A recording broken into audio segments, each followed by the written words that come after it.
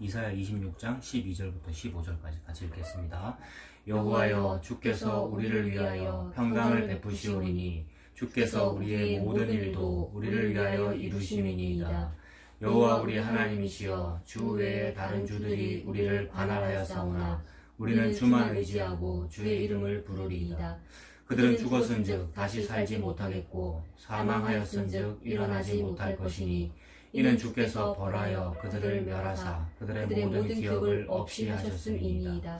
여호와여, 주께서 이 나라를 더 크게 하셨고 이 나라를 더 크게 하셨나이다.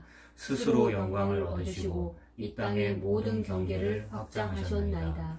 아멘.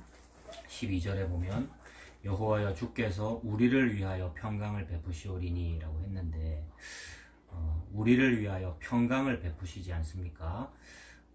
평강이라는 것은 한마디로 너무 좋은 거죠. 평안하고 너무 좋고 무언가 형이상학적인 거니까, 한마디로 말해서 평강하다라는 것은 형이상학적인 거니까 이것을 가지고 무언가 형이상학적이라는 말 반대말이 형이하학적인 것 같습니까? 네. 공부 잘하시면 맞습니까?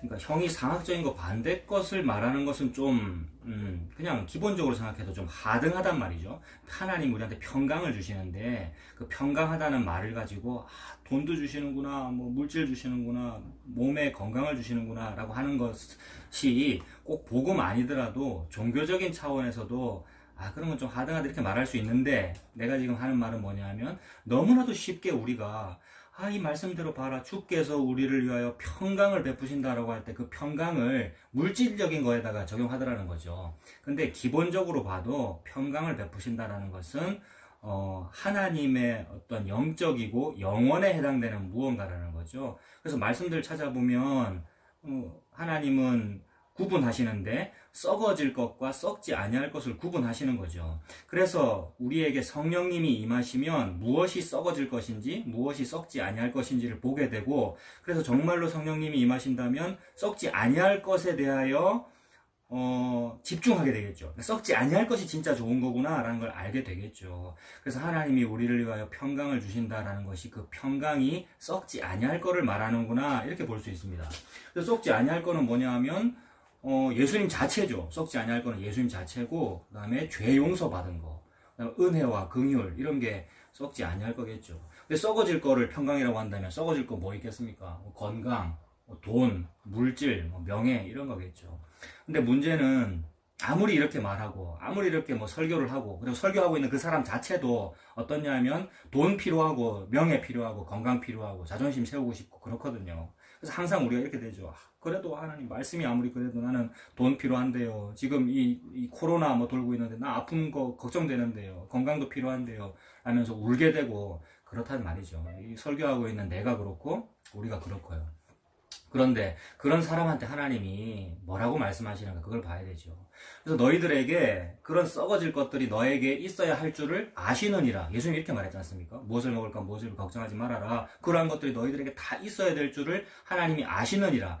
이 말은 그런 썩어질 거를 너한테 많이 줄 거니까 걱정하지 마라, 이게 아니고, 줄 수도 있고 안 줄 수도 있죠. 하나님은 하나님 마음대로 합니다. 우리의 원대로 하지 아니하시고 하나님 마음대로만 하십니다. 그래서 그런 것들이 너한테 필요한 거 하나님도 다 알아. 너한테 돈이 없고 건강이 없니? 너한테 딱 있어야 될 만큼만 하나님이 알아서 주신 거야. 다 아시는 분이 일부러 너한테는 그만큼만 주신 거야. 그냥 그렇게 살아. 이런 의미로 해석되면 됩니다. 그래서 그런 의미로 해석돼가지고 맞군요 라면서 자기 형편대로, 자기 형편이 다 다를 거 아닙니까? 자기 건강이 다 다를 것이고 그 상황에 받아들여진다면 그것이 은혜죠. 그래서 하나님께서 그냥 그렇게 살아. 너한테 내일 대책이 없다고? 내일 일은 내일이 염려하는 거야. 예수님이 아까 그 말씀하는 맥락 끝에 그렇게 얘기했거든요. 내일 일은 내일이 염려한다. 오늘 고생, 하루 고생은 그날로 족하다, 이랬지 않습니까? 그러므로 내일 일은 내일이 염려한다는 말씀 안에서 우리가 평안을 누릴 수밖에 없죠. 그것이 회개하고 예수님 믿고 사는 겁니다. 회개하고 예수님 믿고 살아라, 끝! 이렇게 한 게 하나님이 우리한테 하시는 말씀이죠. 그리고 방금 본 그 12절에 제가 두 부분으로 나눴는데, 앞부분은 하나님 우리한테 평강을 주신다라고 했고, 그래서 그 평강이 썩지 아니할 거다, 이제 이렇게 본 겁니다. 썩어질 것이 아니라 썩지 아니할 것, 그것이 평강이다.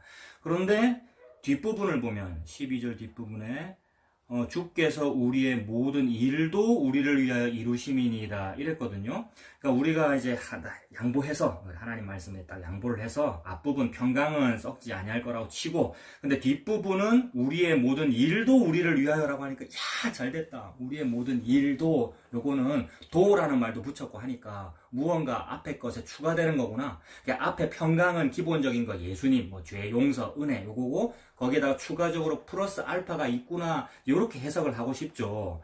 나는 그렇게 해석하고 싶거든요. 그렇게 해석하고 싶지 않아요. 난 요거 읽으면서 뭐 생각했냐면 솔로몬의 일천번제, 솔로몬이 하나님께 일천번제 드렸을 때에 지혜, 기본적으로 지혜 받은 것은 하나님의 은혜고 긍휼이고, 그게 여기 말하는 이제 평강에 해당되는 건데, 지혜와 함께 플러스 알파, 부귀영화도 있으니까 그거 우리 적용하고 해석하기 얼마나 좋습니까? 그 앞에 평강도 봤는데 뒤에다가 우리의 모든 일도 우리를 위하여 이루신다라고 하는데, 그 모든 일 도라는 것에다 이제 썩을 것들을 이제 우리가 붙이는 거죠. 돈도 받았으면 좋겠어요. 명예도 받았으면 좋겠어요. 뭐 건강도 받았으면 좋겠어요. 근데 솔로몬이 받았다는 그 지혜나 부귀영화나 또는 왕권도 받았고 영토와 국력 모든 거 다 받았거든요. 솔로몬 시대 때 영토가 어마어마하게 컸지 않습니까? 그러니까 우리나라로 치면은 광개토 대왕같이 광개토한 거 아니에요. 그 영토가 넓어진 거 아니에요. 그러니까 솔로몬에게 주어졌던 지혜나 부귀영화나 왕권이나 무슨 좋은 국력, 이 모든 것들이 서로 다른 거를 말하는 게 아니고 같은 걸 말하는 거죠. 솔로몬이라는 사람에게 어떤 좋은 무언가가 집중되었다라는 말이죠. 그러니까 솔로몬에게 좋은 평강이 집중되었다라는 말이죠. 샬롬이 집중되었다. 솔로몬에게 샬롬이 집중되었다. 이 말이니까 이 12절에 있는 앞에 있는 평강과 뒤에 있는 우리의 모든 일이 다 같은 거라는 얘기죠. 솔로몬에게 준 지혜와 부귀영화가 같은 것을 의미한다는 거죠. 이 같은 것을 말하는 거, 그게 무엇인가? 성경책 66권은 전부 다 무슨 얘기를 하냐 하면, 이 모든 말씀이 내게 대하여 증언하는 것이니라 라고 했으니까 예수님에 대하여 증언하는 거란 말이에요. 그러니까 솔로몬에게 샬롬이 집중되었다. 어떤 때는 지혜라는 이름으로 집중되고 어떤 때는 부귀영화, 금은보화로 집중되었다는 말은 전부 다 같은 것이 모였다는 말입니다. 그러니까 모든 성도에게, 하나님이 사랑하는 자기 백성에게 주고 싶은 것은 예수님인 거죠. 그러니까 지혜나 부귀영화나 국토나 영토나 모든 것은 다 예수 그리스도를 의미합니다. 그러니까 오늘 말씀에 적용하면 12절 앞부분에 있는 평강도 예수님을 의미하고, 뒤에 있는 하나님이 우리를 위하여 우리의 모든 일도 다 해주시는구나 라고 할 때 그 모든 일이라는 것이 예수님이죠. 그래서 예수님이 우리의 지혜이고 부귀영화인데 이게 만족이 안 되죠. 설교하고 있는 사람도 이게 만족이 안 되거든요. 설교하는 그때만 이걸 열을 내어 얘기하지만 설교 끝나면 당장 다른 게 필요하거든요, 나에게. 그래서 이게 별로 만족이 안 되니까 돈을 찾고 명예를 찾고 다른 걸 찾습니다. 이게 예수님을 안 믿는 것이고 못 믿는 것이니까 이런 상황에서 당연히 성도에게는 뭐가 터져 나와야 되느냐 하면 애통이 터져 나와야 됩니다. 내가 안 믿고 있다는 게 발각이 되니까. 그러니까 뭐라고 말하게 되냐면, 오호라 나는 곤고한 사람이로다. 이 사망의 몸에서 누가 나를 건져내랴. 이 상황이 돼야 되는데 이 상황으로는 가지 아니하고 나에겐 이게 필요해요. 기도 많이 하면 이거 주실 거죠. 보세요, 솔로몬에게도 플러스 알파 주셨고 오늘 말씀에도 평강 더하기 플러스 알파 무슨 도가 있잖아요 라고 추구하게 되면 그게 종교가 되더라는 거죠. 그래 되지 아니하고 하나님의 은혜로는 어떻게 되느냐면 애통하게 돼요. 내가 이렇게 참으로 다른 것을 찾는군요. 믿지 아니하는군요. 그래서 이 사망의 몸에서 누가 나를 건져내랴의 상태로 하나님이 일부러 만드시고 그 상태로 만드셔서 내가 너를 건져낸다의 상태로 만들어버리십니다. 그게 예수님입니다. 예수님 우리 건져내잖아요. 천하인간에 다른 길이 없고 예수님이 우리를 건져내신다의 상황으로 하나님이 몰아가십니다. 그러므로 하나님은 선한 목자예요. 예수님은 선한 목자예요. 양들은 각기 제갈 길로 가거든요. 근데 막대기로 자꾸 치거든요. 이렇게. 그게 몰아가는 거잖아요. 양을 목양을 하신단 말이죠. 그래서 예수님으로 딱 몰아가서 오호라 너는 공고한 사람이지 내가 너를 건져낸다로 하나님께서 일하십니다. 그러므로 12절 앞에 있는 평강과 뒤에 있는 우리의 모든 일도라고 하는 것도 전부 예수 그리스도입니다. 이것을 지난주에는 우리가 한 절만 봤는데 지난주에 11절 봤잖아요. 그 11절도 같은 이야기예요. 그러니까 문단은 11절부터 시작되니까 그 26장 11절에 제일 앞에 동그라미 붙어 있잖아요. 그죠? 그 동그라미 문단 시작이지 않습니까? 거기서부터 시작된 거예요. 뭐가 시작됐냐 하면 11절에 여호와여 주의 손이 높이라는 것이 있고 하반절에는 백성을 위하시는 주의 열성이지 않습니까? 이게 12절하고 적용하면 12절에 우리를 위하여 평강, 그 다음에 우리를 위하여 우리의 모든 일을 해주신다 이랬지 않습니까? 그러니까 우리를 위하여 해주시는 무슨 일이 11절에 있는 백성을 위하여 해주시는 주의 열성이니까 같은 거죠.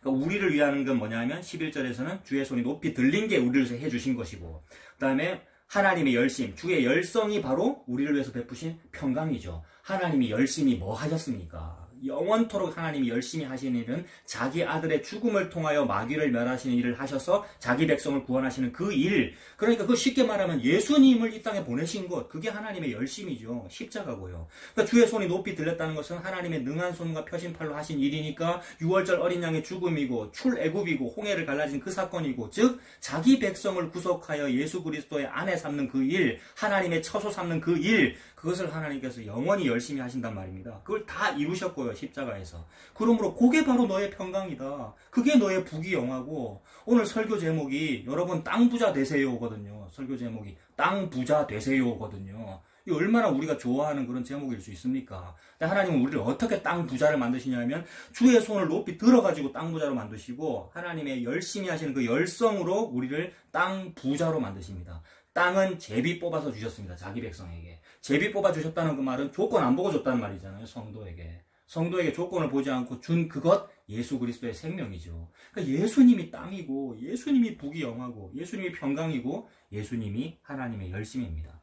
그러므로 11절에 있는 하나님의 그 열심, 주의 열성은 예수님이고 12절에 있는 평강과 우리를 위한 그 우리의 모든 일 그것도 예수 그리스도입니다. 그리고 13절을 보면 그간의 상황을 얘기하죠. 13절 여호와 우리 하나님이시여 주 외에 다른 주들이 우리를 관할하였사오나 우리는 주만 의지하고 주의 이름을 부르리이다 했습니다. 그동안은 주 외에 다른 주들이 우리를 관할했어요. 역사적인 배경을 보면 이 당시는 이제 바벨론 포로를 앞두고 있는 시기이고 가장 직접적으로는 바벨론 포로 생활을 지금 예언하고 있는 것이니까 그걸 예견하고 있는 것이니까 다른 주들이 우리를 관할한다는 것은 포로 생활을 말하죠. 70년 포로 생활 동안에 바벨론 왕이 나를 관할했지 않습니까? 우리를. 그러니까 그 포로지의 그 관할지에 그 왕이 나를 관할하고 있었으니까 내가 그 관할지에 살았단 말입니다. 근데 이것은 나의 죄 때문이었고 그리고 우리 인간의 죄를 가만히 생각해보면 우리가 이걸 원했어요.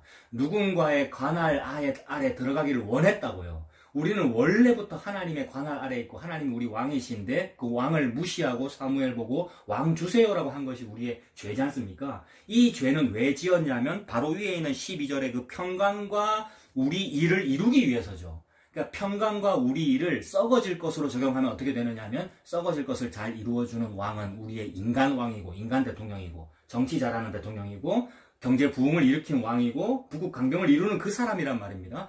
그런 사람의 관할지에 가서 살고 싶죠. 그게 초강대국이고 옛날로 치면 애굽이고 아니면 아수르고 바벨론이고 그런 개념이란 말이에요. 그래서 나라고 하는 그 아간이라는 사람이 메이드 인 USA, 메이드 인 시날산 외투를 가지고 싶은 거잖아요. 그 말은 시날이라고 하는 관할지에 내가 살고 싶은 거거든요.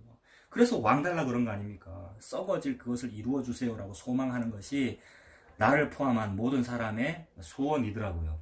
그래서 다른 주들이 우리를 관할하였고 그것이 나의 죄였고 그 죄에 대한 벌로 하나님께서 그래 너 다른 주가 관할하는 그 관할지에 가서 살아. 430년간 포로 생활이고 70년간 바벨론 포로 생활이고 그러니까 우리의 삶이 이 포로 생활과 같은 상황이죠. 그렇게 죄에게 종노릇하여 노예 생활을 하고 있는 중에 우리에게 터져 나오는 것은 뭐냐면 애통과 탄식입니다. 아까 위의 상황과 같은 거예요. 그러니까 오호라 나는 곤고한 사람이로다 이 사망의 몸에서 누가 나를 건져내랴의 상황으로 하나님께서 사실은 주관하고 계셨죠. 그래서 하나님이 사실은 죄도 허락하셨고 하나님께서 그 죄에 대한 벌로 포로 생활하게 하셨고 포로 생활을 통해 터져 나오는 슬픔과 애통이 있잖아요. 그 애통 때문에 뭐가 생기냐면 노스텔지어가 생기죠. 지난번에 얘기했던 노스텔지어. 이것이 좀 해결되기를 바라는 간절한 기다림과 간절한 그리움. 그것 때문에 기다려요. 근데 하나님께서 은혜를 주시면 믿음으로써 기다려 기다려져요. 그게 뭐냐 하면 끝이 있구나라는 것이고, 이 애통과 고통의 끝에 하나님께서 궁극적인 해결을 주시는구나라는 것을 봅니다. 이것이 선지자의 신앙이고, 신약시대로 말하면 사도의 신앙이죠. 그래서 선지 사도를 우리가 따라간다고 말하는데, 그 선지자라는 것은 보이지 아니하는 것을 보는 그 믿음을 가진 그 사람이었는데, 그 하나님께서 주시는 거죠. 하나님께서 그 은혜로 보이지 아니하는 그 70년 끝날 날을 바라보면서 미리 예견하면서 기다리는 거예요. 그래서 그 기다리는 상황은 사실은 처절하지만 너무나도 밝은 빛을 보고 있는 겁니다. 그게 뭐냐 하면 성도의, 선지자의, 성도의 기다림인데, 이게 이미 나타났었어요. 그 이사야 8장 16절에 보면 그 기다림을 전에도 말씀드렸어요. 이사야 8장 16절에 왜 기다릴 수밖에 없고 왜 애통할 수밖에 없느냐 하면 보이지 않는 것을 보기 때문에 안 보이는 거거든요. 안 보인다는 말이 어떻게 표현됩니까? 8장 16절 너는 증거의 말씀을 쌓아매며 율법을 내 제자들 가운데 봉함하라. 쌓아매어졌고 봉함되었기 때문에 안 보이는 거예요. 이것은 생명이 가려졌다라는 뜻입니다. 성경 말씀이 가려졌다라는 뜻이고 나에게 생명이 주어지지 않는다라는 그런 이미지로 지금 주어지는 거란 말이에요. 그러니까 싸매어졌고 봉함됐기 때문에 안 보여서 막 우는 상황이에요. 애통하는 것이고 마치 70년 포로 생활하는 동안에 애통하는 것 같은 상황이에요. 근데 이사야는 뭐라고 말하냐면 17절에 이제 야곱의 집에 대하여 얼굴을 가리시는 여호와를 나는 기다리며 그를 바라보리라의 상태입니다. 이 말은 인내 잘하네, 잘 바라보네, 믿음 좋네 이런 상황이 아니라 너무 처절하고 슬프면서도 동시에 보인다는 겁니다. 무언가가. 보이지 아니하는 것이 보이는 것, 이거 히브리서에서 말하는 그 믿음이잖아요. 이걸 하나님이 주시는 거죠. 그래서 하나님께서 이사야 또는 선지자 또는 성도에게 이 믿음을 주시면 하나님은 우리에게 얼굴을 가리우셨구나의 상황입니다. 얼굴 가렸다는 건 뭐냐 하면 원래 대제사장이 기도할 때 목사님들이 축도 그렇게 하잖아요. 여호와께서는 그 얼굴빛을 내게로 향하여 두사 평강 주시기를 원하노 이렇게 기도하지 않습니까? 근데 얼굴빛을 가렸다는 거예요. 지금 17절은 너무나 무서운 상황이잖아요. 이거는 마치 예수님께서 십자가 지실 때 아버지께서 아들을 외면해버리신 그 상황. 그래서 예수님께서 처절하게 말씀하시는 거잖아요. 엘리 엘리 라마 사막단이라고. 그러니까 그 상황인 거예요. 얼굴을 가리신 여호와를 나는 기다린다. 근데 조금 전에 오늘 26장 12절에서 평강에 대해서 말씀하셨는데 이 지금 8장 17절에서는 평강이 없는 거예요. 얼굴을 가리우셨으니까. 근데 나는 기다리며 그를 바라보리라. 이게 70년 포로서간의 상황이고 이것이 끝이 나는구나. 그 끝이 나는 것이 무엇일까? 끝을 일컬어 종말이라고 하는데 그걸 마지막 때라 그러고 도대체 마지막 때가 무엇이고 종말이 무엇이고 마지막 결론이 무엇일까를 하나님은 계속 보여주고 있는 겁니다. 70년을 통하여. 그러니까 애통을 통하여 그 애통의 결론이 뭔가 궁극이 무언가를 보여주는 겁니다. 그 궁극이 18절이에요. 8장 18절. 보아라 나와 및 여호와께서 내게 주신 자녀들이 이스라엘 중에 징조와 예표가 되었나니 이는 시온산에 계신 만군의 여호와께로 말미암은 것이니라. 만군의 여호와께서는 시온산에 계시고 그분께서 주관하시고 왕으로 통치하시는데 그분께서는 이 일을 하고 계시는구나라는 얘기입니다. 뭐냐면 보아라 이사야야. 지금 이사야가 아들을 받았어요. 나와 및 여호와께서 내게 주신 자녀들. 이사야의 자녀들의 이름은 마헬살랄 하스바스와 스알 야숲이잖아요. 이 마헬살랄 하스바스 스알 야숲도 다 계시적인 이름이고 결국 포로 생활과 패망과 궁극적인 해결을 말씀하시는데 그것은 예수님입니다. 십자가와 예수님 그 십자가의 예수님을 지금 말씀하시는 거죠. 그래서 마헬살랄 하스바스와 스알 야숲이라는 이름을 주실 때 동시에 이름 더 하나 주셨는데 임마누엘이라는 이름 주셨어요. 그러니까 처녀의 몸에서 태어나는 임마누엘을 같이 말씀하셨거든요. 그러니까 자녀들이 징조와 예표다라는 말은 임마누엘이 징조와 예표다 이 얘기입니다. 임마누엘은 예수님을 의미하잖아요. 그러니까 이 노스텔지어 해결되지 아니하는 그 그리움과 기다림의 끝에는 궁극적인 해결은 예수님이라는 말씀을 하고 계시는 거죠. 모든 성경은 이렇게 예수님만 증거합니다. 그래서 너희들에게는 그 기다림이라고 하는 네 죄 때문에 해결되지 아니하는 그 고통이라는 애통이라는 것이 있는데 그 애통의 궁극적 해결은 바로 내 아들 예수다. 십자가로 그것을 이룬다라고 하나님께서 오늘도 계시하십니다. 그래서 다시 오늘 본문으로 가서 그 13절에서 우리가 다른 왕의 관할지에 살아서 너무 고통스러웠다. 근데 하나님께서 궁극적으로 해결하신다는 것은 예수님을 의미하고 이것이 신약으로는 또 어떻게 연결되느냐 하면 계시록 한번 찾아볼게요. 계시록 5장 1절. 계시록 5장 1절.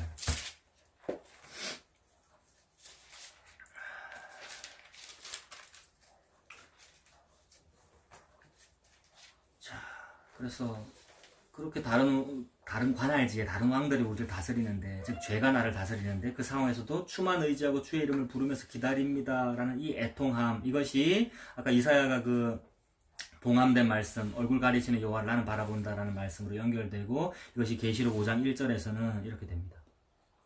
내가 보매 보좌에 앉으신 이의 오른손에 두루마리가 있으니까 책이잖아요. 옛날에는 책이, 두루마리가 책이잖아요. 그러니까 책이 한 권 있는데 안팎으로 썼고 7인으로 봉하였더라.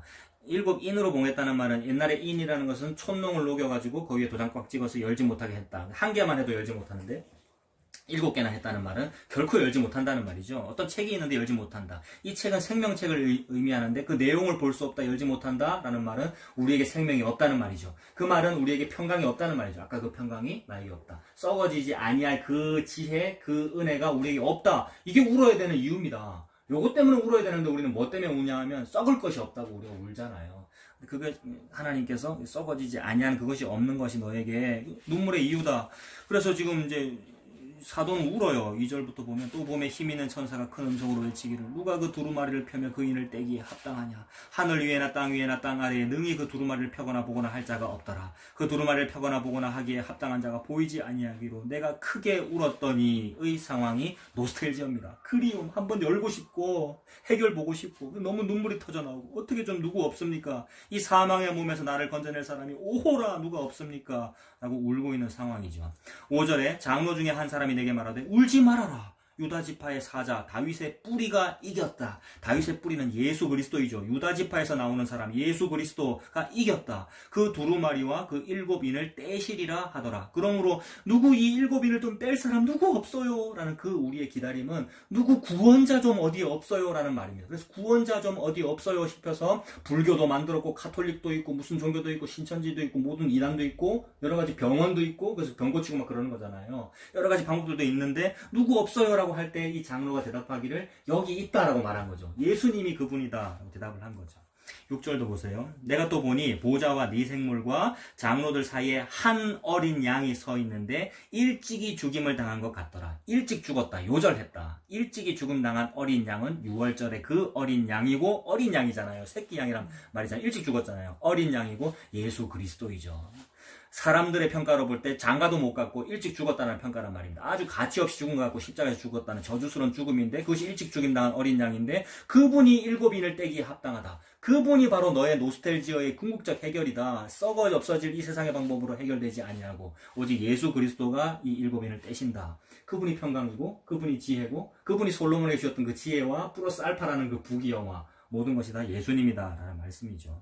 그래서 그 예수님 뭐 하시냐면 7절에 그 어린 양이 나와서 보좌에 앉으신 이의 오른손에서 두루마리를 취하시니라. 그 두루마리를 취하심에 네 생물과 24장로들이 그 어린 양 앞에 엎드려 각각 검은 고와 향이 가득한 금 대접을 가졌으니 이 향은 성도의 기도들이다. 그들이 새 노래를 불러 이르되, 이 새 노래가 뭐겠습니까? 이것도 자주 얘기했었는데 14만 4천만 배울 수 있다는 그 노래겠죠. 그러니까 하나님의 보이지 아니하는 그 교회, 성도만이 부를 수 있는 그 노래. 뭐냐면 나는 죄인인데 구원받을 수 없는데 구원을 받았어요 라는 요 상황. 나는 홍해를 건널 수 없는데 세상에 제가 어떻게 건넜어요. 이건 은혜가 아니면 안 돼요 라는 그것이 기도이고 그것이 노래이고, 그러니까 금대접에 막 기도가 올라간다는 그 기도고, 그 다음에 그 새로운 노래라는 그 모든 노래가 이 죄 용서함에 대한 그 노래죠. 그래서 이게 바다 건넌 노래입니다. 모세의 노래고 어린 양의 노래고 홍해를 건넜을 때 터져 나오는 그 노래. 그래서 9절에 뭐라고 노래 부르냐면 두루마리를 가지시고 그 인봉을 떼기에 합당하시도다. 일찍이 죽임을 당하사 각 족속과 방언과 백성과 나라 가운데서 사람들을 피로 사서 하나님께 드리시고, 구입이 있어야 하는구나. 뭐 돈 주고 사는 게 있어야 되는구나. 뭘 주고 살 수가 있는가? 억만금을 준다고 우리가 해결될 수가 있는가? 예수 그리스도의 피로 사서 하나님 앞에 드려지는구나. 이것이 제사이고 이것이 하나님 앞에 가는 것이구나. 그것이 궁극적인 부귀영화고, 그러니까 그게 땅 부자란 말이에요. 궁극적인 부귀영화고 이걸 구원으로 설명하시는 거구나. 10절에 그들로 우리 하나님 앞에서 나라와 제사장들을 삼으셨으니 그들이 땅에서 왕노릇 하리로다 하더라. 모든 땅을 다 가졌다는 말이죠. 땅에서 왕노릇 하니까. 그래서 땅이 있으면 국민 주권 영토가 있으면 나라잖아요. 그 나라가 천국이란 말이에요. 우리를 나라 삼았답니다. 그리고 땅에서 왕노릇 한답니다. 영토를 다 가졌다는 얘기잖아요. 왕이니까 영토. 땅을 가졌으니까 이게 땅 부자예요. 땅 부자 되세요가 오늘 제목이에요. 우리가 하나님으로부터 이걸 받았다는 말입니다. 이거 받아놓고 뭐 하느냐 하면 썩어 없어질 거를 또 바라더라는 거죠. 이게 1만 달란트 탕감 받았는데 100데나리온에 걸려 넘어지는 내 상황이잖아요. 하나님께서 너에게 여전히 노스텔지어가 있구나. 해결되지 아니하는 그 기다림이 있구나. 그 기다림의 궁극의 해결은 그게 종말인데 예수 그리스도야 라고 말씀하십니다. 예수님이 종말이죠. 마지막으로 라고 할 때 예수님을 얘기하는 거잖아요.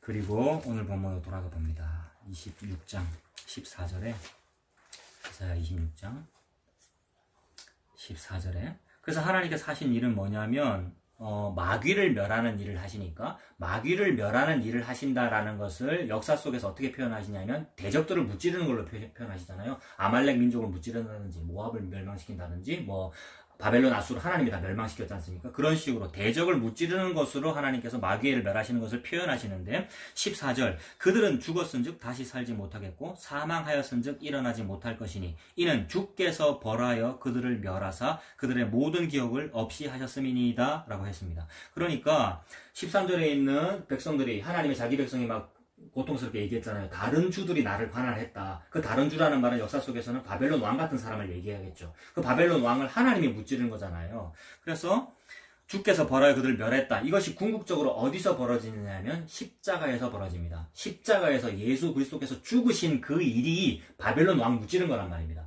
예수 그리스도께서 죽으신 그 일이 마귀를 멸한 일이란 말입니다. 그래서 이것이 마귀를 멸한 일이다라는 것을 비밀리에 시행하셨기에 마귀는 몰랐어요. 마귀는 자기가 죽는 줄 몰랐단 말입니다. 예수 죽였다라고 지는 좋아했겠지. 근데 그게 하나님의 모략이었고 신천지가 막 모략으로 무슨 코로나 가지고도 뭘 한다고 하는데 그건 모략이 아니고 하나님의 모략은 비밀리에 이 일을 하심으로써 마귀를 죽이신 이 것인데 그래서 십자가에서 죽으셔서 예수님께서 영으로 돌아가셨으니까 영으로 옥에 갔다라고 베드로전서에는 나오는데 베드로전서 3장 19절에 영으로 옥에 가셔서 옥에 있는 영들에게 선포했다라고 나오는데 그 말은 마귀 보고 내가 이겼지. 마귀 또는 마귀를 믿었던 사람. 그러니까 예수 안 믿는 사람은 지옥 가잖아요. 그 지옥 가 있는 사람에게 봐. 내가 이겼지. 내가 하는 일이 하나님의 일이지. 라고 예수님께서 승리를 선포했다는 말입니다. 그러니까 예수님의 죽으심이 예수님의 승리죠. 이게 비밀한 일이고 너무나 모략적인 일이고 예수님만 그런 일을 하시는 거란 말이에요. 우리가 하는 것이 아니고. 그래서 이 14절은 예수님이 그렇게 이겼구나. 예수님께서 대적을 벌하여 그들을 멸하셨구나. 이것이 하나님의 일이다 그랬습니다. 마귀를 멸하는 일. 그리고 그래서 이렇게 하나님께서 자기 백성에게 평강을 주시고 대적자를 무찌르신 것이 곧 예수님 십자가로 이루어진 일이니까 이게 천국이 이루어진 겁니다. 대적자 무찌르고 자기 영토를 확고히 하신 것이고 나라를 이루었잖아요. 자기 나라, 그것이 천국이고 나라가 뭐냐면 성도들이죠. 아까 요한계시록에 성도들을 나라로 삼고 땅에서 왕노릇하도록 만드신 거잖아요. 예수님 안에서 벌어진 것이니까 이게 천국이고 이게 천국이 가까이 왔다라는 의미란 말이에요. 그래서 세례 요한도 그렇고 예수님도 그렇고 회개해라 천국이 가까이 왔다. 그러니까 예수님이 여기 온 것을 보고 천국이 가까이 왔다라고 한 것이니까 사람에게 성도에게 예수님을 주시는 것이 천국 주시는 것이고 동시에 땅을 주시는 거죠. 그러니까 사람에게 땅 준 거잖아요. 이게 제비뽑기에서 12지파한테 땅 주는 거하고 같은 이미지란 말이에요. 이게 땅 부자란 말입니다. 그래서 종합하면 예수님 믿는 것이 땅 부자입니다. 부동산 많이 가지는 것이 땅 부자가 아니고 예수님 믿는 것이 땅 부자입니다. 그러므로 우리가 할 수 있는 일은 해야 되는 일 또는 할 수 있는 일은 회개하라. 회개하고 예수 믿는 거 그거밖에 없습니다. 예수님 말씀하셨으니까 회개해라 천국이 가까이 왔느니라 라고 하시니까. 그리고 할 수 있는 일은 그거밖에 없다고 했는데 이 일도 예수님께서 하십니다. 우리가 할 수 있는 것이 아니고 예수님께 은혜 주시면 그것이 되어지죠. 15절 보면 이제 결론인데 15절에 여호와여 주께서 이 나라를 더 크게 하셨고 이 나라를 더 크게 하셨나이다. 스스로 영광을 얻으시고 이 땅의 모든 경계를 확장하셨나이다 라고 합니다. 우리가 제일 처음에 12절에서도 평강을 가지고 썩어질 것과 썩지 아니할 것을 얘기했는데 썩어질 것에 집중하면 이 나라를 더 크게 하면 또 우리나라 생각하게 되고 또는 하나님의 백성 이스라엘 그 나라의 영토 생각하게 되니까 어떤 우파적인 지폐에서 나라를 더 크게 더 자유민주주의를 위하여 태극기를 위하여 성조기를 위하여 하면서 막 모이는 그것과도 연결될 수 있어요. 우리가 그렇게 보고 싶어요. 나라를 더 크게 하고 대통령이 더 예수님 잘 믿고 더 북극 강병해가지고 하나님 나라가 되고 싶고 이런 걸 생각하는데 지금 이 나라를 더 크게를 그렇게 해석하는 것은 우리의 죄 때문이죠. 우리가 죄 때문에 눈이 가려져서 다 내 중심으로 해석하고 내 교회 위주로 해석하고 내 나라 위주로 해석하기 때문에 그렇습니다.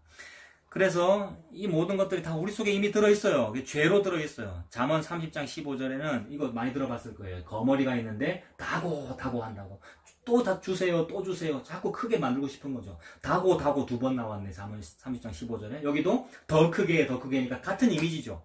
그 다음에 골로새서 3장 15절에 탐심은 우상숭배라 그랬는데 이 탐심 우리가 계속 속에 가지고 있잖아요. 그러니까 우상숭배하는 마음으로 자꾸 더 크게 하고 있는데 과연 하나님께서 여기서 지금 더 크게를 그런 의미로 쓰셨겠는가라는 겁니다. 우리의 그 우상숭배 잘하는 마음 더 크게 잘해라. 그게 너의 종교 잘하는 거다라고 하나님께서 지금 칭찬하시겠냐는 겁니다. 하나님 칭찬 안 하시고 저주하시죠. 신명기 27장 17절에 이웃의 지게표를 옮기는 자는 저주를 받을지어다 하고 백성은 아멘하고 그런 장면이 나오잖아요. 그러니까 지게표를 옮기는 자는 저주를 받아요. 근데 기본적으로 모든 사람은 지게표를 옮기고 싶습니다.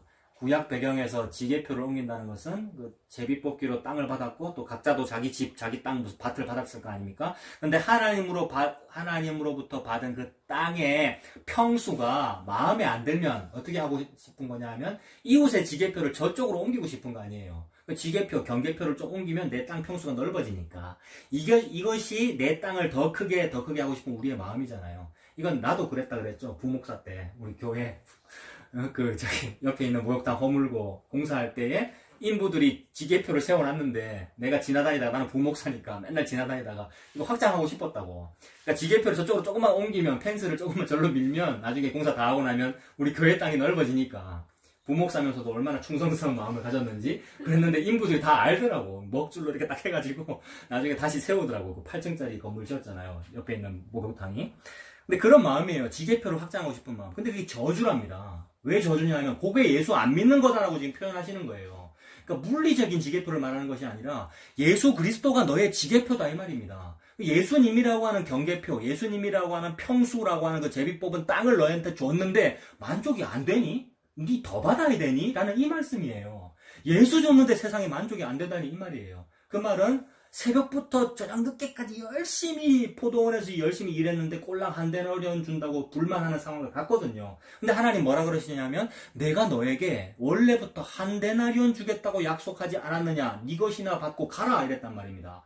이거는 굉장히 덜 하는 말씀이기도 하지만 너무나 복이에요. 네 것이나 받고 가라. 안 주면 끝나는데 네 것이나 들고 가라. 이거 얼마나 놀라워요. 네 것이 뭐냐 하면 한 데나리온입니다. 성도에게 주어진 네 것, 네 땅은 뭐냐 하면 한 데나리온입니다. 그거 받으면 땅 부자예요. 한 데나리온을 못 받을 돈을 받았단 말이에요. 그것이 영적으로는 1만 달란트니까 한 달란트가 20년 연봉이니까 1만 달란트는 20만 년 연봉이란 말이에요. 어마어마한 돈이죠. 그래서 우리가 부동산 재벌입니다. 땅 부자. 예수 그리스도를 우리 속에 모시게 되었잖아요. 천국이 됐고 땅이 되었잖아요. 이것이 바로 땅 부자입니다. 그래서 교회를 막 확장하고 하나님 나라를 확장하여서 하나님께 더 영광 돌리겠다고 우리가 했습니다. 근데 그게 우상숭배다. 그게 탐심이다라고 했고 지게표를 그렇게 옮기는 자는 저주를 받을지어다라고 하나님 말씀했습니다. 그러므로 시스템으로 만들어 놓은 종교, 우리의 종교심은 지게표를 옮기는 그런 일을 하고 말아요. 그러니까 그게 우상숭배입니다. 근데 지금 이 말씀은 15절은 하나님께서 스스로 뒷부분에 스스로 영광을 얻나 이랬지 않습니까? 하나님이. 그러니까 하나님께서 스스로 하나님의 나라를 더 크게 경계를 확장하신다는 얘기입니다. 감히 인간이 지게표 확장해서 나라가 확장되는 것이 아니고 하나님께서 스스로 하신다는 말입니다. 근데 크게 하시겠다고 했는데 얼마나 커야 하나님 나라가 큰 겁니까? 대한민국 영토 많아야 됩니까? 미국 많아야 됩니까? 저 세계 지도 보니까 러시아가 영토 제일 크네요. 저만큼 커야 큰 겁니까? 어디까지 커져야 크는 겁니까? 그러니까 하나님이 하시는 일인데 하나님께서 크게 하신다는 말은 영원히 커야 큰 거죠. 영원토록 커야 그것이 큰 것이고 만유에 충만해야 그게 큰 거죠. 인간은 만유에 충만하게 할 수가 없죠. 근데 하나님께서 만유이시고 하나님께서 영원이시기에 하나님 자기 자신이 곧 크신 거구나. 그게 더 크게의 의미이고 그게 나라구나. 그래서 그 하나님 자기 자신이 누구이시냐면 예수 그리스도이시니까 예수님이 만유이시고 예수님이 영원이시고 예수님이 만유에 충만하신 분이거든요. 그러니까 예수님이 그 나라이고 예수님이 더 큰 나라입니다. 근데 그 더 큰 나라는 육안으로 볼 때는 뭐로 보이냐면 조그만 돌로밖에 안 보여요. 조그만한 돌. 근데 그 조그만한 돌도 우리가 만들어내지 못하는 돌이에요. 우리가 쉽게 막 정으로 쪼고 해가지고 조각해가지고 돌멩이 하나 만들 수 있지만, 보석 같은 거. 근데 하나님은 사람의 손을 대지 아니한 어떤 돌이 하나 있다고 말씀하셨어요. 이게 다니엘서에 나오는 거잖아요. 다니엘서에 바벨론의 왕이 막 꿈을 꾸는데, 뭐, 머리는 금, 여기는 은, 동, 철, 저 밑에는 철과 흙이 섞인 신상을 봤다. 이거 무슨 뜻이냐, 막 번민하잖아요. 근데 다니엘이 해석해 주기를, 그게 이제 나라들을 의미하고 왕을 의미하고, 그죠? 여러 제국들을 의미하는데, 제일 끝에는 철과 흙이 섞였더라. 그래서 구조적으로 볼 때, 저 밑에가 철과 흙이 섞였으니까 무언가 불안한 상황이죠. 그러니까 이 땅의 모든 권력과 내가 원하는 그런 평강들은 불안하더라는 거죠. 그것을 어떻게 깨부시고 하나님께서 하나님 나라를 세우시냐 하면, 사람이 손대지 아니한 한 뜨인 돌이 나타나서 여기를 쾅 쳐버리니까 무너지더라는 거죠. 우상이. 즉 나의 탐심이, 죄가 소원 성취가 되지 않냐고 무너뜨리도록 만드셔서 하나님께서 다른 소원을 이루시는 거죠. 그 소원은 뭐냐면 뜨인 돌로 이루시는 그 일이죠. 사람의 손대지 아니한 그 돌이 나타나서 태산을 이루어서 어마어마한 나라가 되더라는 나라. 그러니까 영원한 나라를 이루시더라는 거죠. 그 영원한 나라가 예수님의 나라를 의미하는구나. 손대지 아니한 그 돌이 곧 예수님이고 하나님의 그 일을 의미하는구나. 그러니까 사람이 지금 이 경계를 확장한 것이 아니라 손대지 아니한 그 일이 경계를 확장한 거잖아요. 즉 예수님이 하나님 나라를 그렇게 이루었다. 인간의 땀 한 방울 들어가지 아니하고 인간의 노력 봉사 하나 들어가지 아니하고 예수님께서 스스로 홀로 다 이루신 것이 그게 나라고 그게 천국이다 라는 말씀을 하시는 거죠. 그러니까 이게 하나님의 나라입니다. 이게 곧 천국이고요. 그러니까 영토이고 땅입니다. 이것이 바로 성도에게, 백성에게 땅 주어졌다는 의미가 되니까 그 430년 동안 애굽에서 종살이 했던 것과 우리가 연결하면은 그 종살이 할 때 노예잖아요. 소작농도 아니라는 거죠. 소작농도 아니라는 거예요. 옛날에는 소작농이면은 어떻게 부쳐 먹을 땅이라도 있는 건데 그 상황도 아닌 거니까 땅이 그리운 것이고 땅 좀 가져갔으면 좋겠어요 라는 건데 그런 사람에게 땅을 줬다는 얘기예요. 근데 노력도 안 했는데 땀 한 방울 안 흘렸는데 제비 뽑기를 줬다는 말이니까 조건 보지 아니하고 주셨다는 말이고 그래서 네가 땀 흘리지 않았고 농사하지 아니한 포도원과 건축하지 아니한 성과 파지 아니한 우물을 주겠다 이렇게 약속했지 않습니까? 그건 예수님을 의미하는 거죠. 전부 다. 예수님을 저와 여러분에게 주셨다는 얘기입니다. 그래서 성도에게 예수님이라는 땅을 주신 것이고 그것이 가격으로 따지면 1만 달란트짜리가 되니까 어떻게 되느냐 하면 시편 16편 6절에 보면 주께서 나에게 줄로 재어준 구역은 아름다운 곳에 있음이여 주의 기업이 실로 아름답도다 이랬거든요. 거기 나오는 기업, 성경책에 나오는 기업이라는 말은 전부 상속재산을 말하거든요. 근데 상속이라는 것은 내가 노력하지 않았는데 위로부터 뭐가 내려왔다라는 얘기잖아요. 그 상속받았다라는 말은 내가 하지 않았는데라는 뜻입니다. 근데 제비를 뽑았으니까 나의 조건과 상관없이 그냥 뽑았으니까 어떤 때는 좀 안 좋은 땅도 뽑힐 거 아닙니까? 돌짝밭이라든지 무슨 개간해야 되는 뭐 이렇게 받았을 거 아닙니까? 그런데도 불구하고 주께서 나에게 줄로 재어준 즉 제비 뽑게 해서 주신 그 땅은 아름답습니다 라고 고백할 수 있는 이유는 1만 달란트짜리이기 때문에 나의 형편을 알기 때문에 나는 원래 죄인이고 노예이기 때문에 받을 수 없는 상황에서 받았다는 것을 알기 때문에 나의 육신적인 자랑이 나오지 아니하고 하나님부터 받았습니다라는 찬양만 나오는 요 상황이 되더라는 거죠. 그게 시편 16편 6절입니다. 그래서 성도는 그런 과정을 통해서 땅 부자가 됐어요. 대박이 난 거고 너무나 좋은 것을 받은 거죠. 그래서 우리는 땅 부자입니다. 그리고 동시에 내가 땅을 받았다는 이 말임과 동시에 어떻게 되느냐 하면 하나님은 하나님의 아들 예수님에게 성도를 주시는 거잖아요. 그러니까 예수님이라고 하는 왕에게 백성을 주시는 거란 말입니다. 왕이 백성도 없으면 왕권이 아닌 거잖아요. 그러니까 예수님에게 그렇게 이제 의미를 부여하시는 거죠. 왕에게 땅을 영토로 주는 겁니다. 사람을 예수님한테 주는 게 왕에게 땅을 영토로 주신 거라고요. 그러니까 우리는 땅으로 만들어졌고 우리가 땅이고 지난번에 우리가 전쟁에서 싸우는 군인이 아니고 전쟁터라 이랬지 않습니까? 터니까 우리가 땅이란 말이에요. 땅을 예수님에게 주시는 거죠. 이렇게도 연결돼요.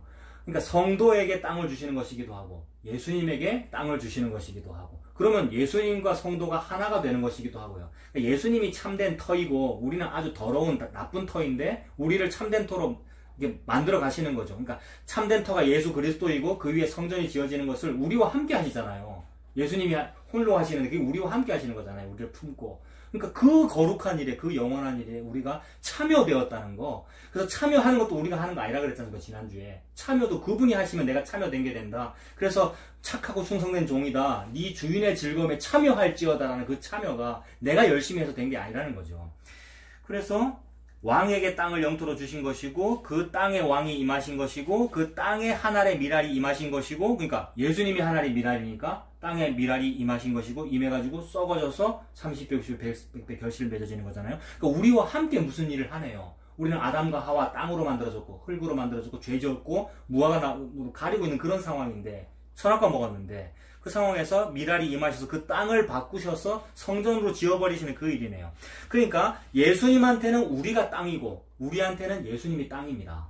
그러니까 우리한테는 예수님이 땅이다, 이 말이 그 땅이 천국이라는 얘기죠.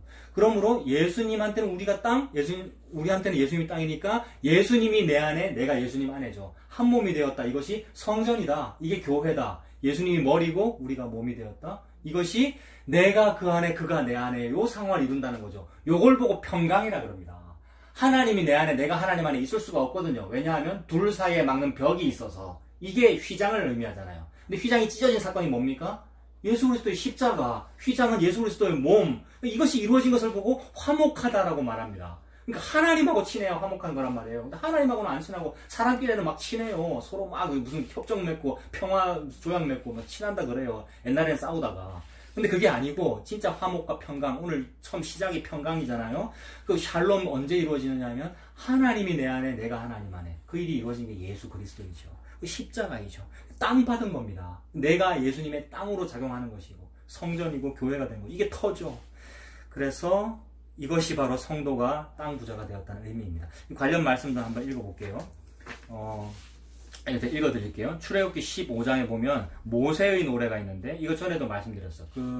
모세의 노래니까 홍해 건너고 나서 모세가 노래를 부르는 거죠. 모세라는 그 이름의 뜻은 물에서 건졌다는 뜻이 되니까 홍해를 건넜다 같은 이미지입니다. 이 요한계시록에 나오는 어린 양의 노래하고 같은 것이고, 그 출애굽기 15장 13절에 보면 주의 인자하심으로 주께서 구속하신 백성을 인도하시되 주의 힘으로 그들을 주의 거룩한 처소에 들어가게 하시나이다. 주의 거룩한 처소가 어딥니까? 지성소를 의미하고 성전을 의미하고 동시에 어느 장소, 즉 땅을 의미하니까 성도한테 땅 주셨다는 얘기고 동시에 예수님이라고 하는 땅 속에 들어가게 했다는 말이니까 이게 평강이고 샬롬이고 화목이란 말이에요. 이 화목 제물 없이는 벌어지지 않는 일입니다. 이 일은. 그러니까 화목 제물은 예수 그리스도잖아요. 이것이 평강입니다. 땅 부자 됐습니다. 출애굽기 15장 17절도 주께서 백성을 인도하사 그들을 주의 기업의 산에, 성산이죠. 주의 기업의 산에 심으시리이다. 여호와여 이는 주의 처소를 삼으시려고 예비하신 것이라. 주여 이것이 주의 손으로 세우신 성소로소이다. 처소라 그러고 성소라 그러고 계속 지성소 말씀하시고 처소로 삼으려고 그랬대요. 그 말은 나라고 하는 사람을 예수님의 처소 삼겠다는 얘기고 동시에 이 성산이라고 하는 이 산, 이 땅을 처소 삼겠다는 얘기, 같은 얘기가 돼요. 그러니까 성도가 땅이라는 얘기죠. 그러니까 성도가 땅이라는 얘기고 그 땅 속에 예수님 오시겠다는 말입니다. 이거를 어려운 말로 성육신, 땅에 영원히 임하신 거잖아요. 지상에 영원히 임하신 것, 성육신, 이걸 이루어진 사건이 십자가. 예수님께서 그 일을 하셨어요. 그래서 뭐 하시냐면 출애굽기 15장 18절에는 여호와께서 영원 무궁하도록 다스리시도다 하였도다. 구원을 통하여 요 일을 이룬 거예요. 하나님이 나를 다스리는 거. 어떻게 다스리냐면 하나님 속에 내가 들어간 거, 이게 하나님 다스리시는 것이고, 남편과 아내가 하나 된 거, 이게 남편이 아내 다스리는 겁니다. 그래서 남자가 부모를 떠나 그 아내와 합해 둘이 한 몸을 이룰지니라는 것이고, 여자는 남편에게 복종해라는 말씀입니다. 그게 뭐냐면 성도는 예수 그리스도에게 복종된다 이 말이에요. 복속됐다. 남편에게, 아내가 남편에게 복속됐다. 그 의미입니다. 남존여비를 말하는 것이 아니라. 그래서 이 일을 이룬 게 뭐냐면 네 글자로 어려운 말로 하면 임마누엘. 하나님이 우리와 함께 계신다는 말이잖아요. 하나님이 우리와 함께 계시면 죽어요, 우리는요. 근데 안 죽고 생명, 영원이라고 하는 영생이 벌어졌다? 이게 임마누엘이고, 이걸 보고 천국이라고 그러고, 이걸 보고 땅 부자라고 그럽니다. 이 얘기 듣고 계시는 성도 여러분들은 땅 부자입니다. 어마어마한 땅 부자. 임마누엘이 이루어져 버렸잖아요. 그리고 시편 90편 1, 2절도 제가 읽어드릴게요. 이건 역시 모세의 기도입니다. 아까 출애굽기가 모세의 노래라 그랬는데 같은 모세가 이 얘기예요. 시편 90편 1절에 주여 주는 대대의 우리의 거처가 되셨나이다. 세상에 하나님이, 예수님이 거처랍니다. 근데 그걸 제껴놓고 우리가 잘 짓고 잘 짓세, 우리 집 잘 짓세라면서 반석 위에 집 짓겠다고. 반석이란 무엇인가? 나의 열심과 든든한 나의 믿음과 든든한 우리 교회와 이런 걸 생각했는데 그게 아니고 반석은 예수 그리스도고 그 집도 예수 그리스도고 거처는 예수 그리스도고 그래서 거처 예수 그리스도가 도피성이고 죄인은 도피성 가야지 화목할 수 있고 이 얘기잖아요. 예수님이 곧 거처입니다. 그리고 2절도 산이 생기기 전 땅과 세계도 주께서 조성하시기 전 곧 영원부터 영원까지 주는 하나님이시니이다. 하나님께서 영원부터 영원까지 다스리시는 거잖아요. 이게 임마누엘이고 자기 백성과 함께 있겠다는 것이고 거처가 되었다는 의미가 되죠. 역시나 시편의 132편 13절과 14절입니다. 여호와께서 시온을 택하시고 자기 거처를 삼고자 하여 이르시기를, 하나님이 뭔가 거처가 필요하신 듯 말씀하셨어요. 사람의 손으로 지은 곳에 계시지 않는다 그랬습니다. 스데반이 돌 맞아가면서 한 얘기예요. 다윗이 짓는 그런 성전, 솔로몬이 짓는 그런 성전이 계시지 않는다 그랬습니다. 그러니까 사람이 지은 거처가 필요 없는 거예요, 하나님은. 근데 무슨 다른 거처를 지금 말씀하시는 거예요. 거처를 삼고자 하여 이르시기를, 이는 내가 영원히 쉴 곳이라 내가 여기 거주할 것은 이를 내가 원했기 때문이다, 이럽니다. 하나님은 원하시는 대로만 하시거든요. 하나님이 원하심이 있는 거예요. 무언가를 거처로 삼아 거기 거주하시려고. 이 거주하시는 거, 이거 영어로 옛날에 찾아봤는데 dwell이라는 거주한다, 거기 산다. 이게 헬라어로, 원어로는 임마누엘, 히브리어로는 임마누엘로 연결되더라고요. 임마누엘이 성도한테 같이 산다는 의미거든요. 이게 영어로 드웰이더라고요. 거주하고 싶은 거예요. 함께 산다, 즉 화목, 중간에 막힌 담을 허물겠다. 그 말은 십자가로 이루겠다는 얘기죠. 중간에 막힌 담을 허문다는 것은 휘장 찢는다는 의미이니까. 그래서 이 일을 하고 싶은 하나님이 원하셨음이라 그랬잖아요. 거처를 삼으시는구나, 자기 성도를. 그 얘기입니다. 이걸 이제 예수님 이야기로 우리가 보면 더 확실하죠. 요한복음 14장의 1절부터 보면 예수님 이렇게 말씀하십니다. 너희는 마음에 근심하지 말아라. 하나님을 믿으니 또 나를 믿어라. 내 아버지 집에 거할 곳이 많도다. 거할 곳 얘기하는 거예요. 또 거처예요. 그렇지 않으면 너희에게 일렀으리라. 내가 너희를 위하여 거처를 예비하러 가노니 가서 너희를 위하여 거처를 예비하면 내가 다시 너희에게로 와서 내게로 영접하여 나 있는 곳에 너희도 있게 하리라. 나 있는 곳에 너희가 함께 있는 거. 내가 네 안에 네가 내 안에 함께 있는 거. 이게 임마누엘이고 이게 거처에서 함께 사는 거죠. 내가 어디로 가는지 그 길을 너희가 아느니라. 우리는 몰라요. 내가 예수님 어디로 가는지 아느니라 잃어버렸었어. 근데 우리는 몰라. 우리 모르면서 삐쭉삐쭉 자존심도 있고 뭔가 체면도 있고 해서 못 물어보는데 도마는 물어봤어요. 도마가 이르되 주여 주께서 어디로 가시는지 우리가 알지 못하고는 그 길을 어찌 알겠사옵나이까. 얼마나 솔직합니까? 이게 내 마음이거든요. 지금 처음 시작할 때부터 형이 상학적인 거 얘기한다 그랬잖아요. 평강. 근데 난 솔직히 돈 필요하잖아요. 명예 필요하고 건강 필요하고요. 그래서 노스텔지하고 해결이 안 되잖아요. 근데 예수님 뭐라 그러시냐면 그거 내가 다 알아 라고 하시는 얘기죠. 그래서 마지막에 예수께서 이르시되 내가 곧 길이요 진리요 생명이니 나로 말미암지 않고는 아버지께로 올 자가 없느니라. 네가 길을 찾겠다고 그렇게 헤매는데 다른 길이 아니고 네가 믿는 그 예수가 길이야. 너 예수님 믿잖아 라는 의미죠. 그러면 그가 성도이죠. 이미 땅 부자가 된 것이고 이미 길을 알고 있는 것이죠. 도마는 이미 길을 알고 있는 것이고 더 확신을 가지게 될 것입니다. 앞으로 성령께서 임하실 것이니까. 또 우리가 그러한 거죠. 성령께서 이미 임하셨고 예수님 믿고 있죠. 그러므로 이 길이고 진리고 생명이며 거처이신 그 예수님을 믿는 자가 곧 예수님의 거처고 그 성도에게 예수님이 곧 거처입니다. 이것이 그가 내 안에 내가 그 안에 사는 성도된 사람의 그런 모습이죠. 이런 땅 부자가 된 것이 바로 저와 여러분들 성도입니다. 이 믿음으로 예수님 믿고 사는 저와 여러분들 다 되기를 바랍니다. 기도하겠습니다. 하나님 아버지 은혜를 감사합니다. 질병 때문에 나라가 어지럽다고들 하고 교회도 어떻게 모여야 되는지 여러 가지 고민들을 많이 한다고 하는데 이 모든 일들이 난리가 아니고 바로 예수님께서 십자가에서 이루신 모든 일이 가장 큰 일인 줄로 믿습니다. 그 예수님께서 하신 일이 바로 성도를 땅 부자로 만든 것이군요. 거처를 주셨군요. 도피성을 주셨군요. 예수님께서 바로 우리의 거처이시군요. 이 믿음으로 살아가는 우리가 되도록 하나님 인도하여 주시옵소서. 예수님 이름으로 기도합니다. 아멘.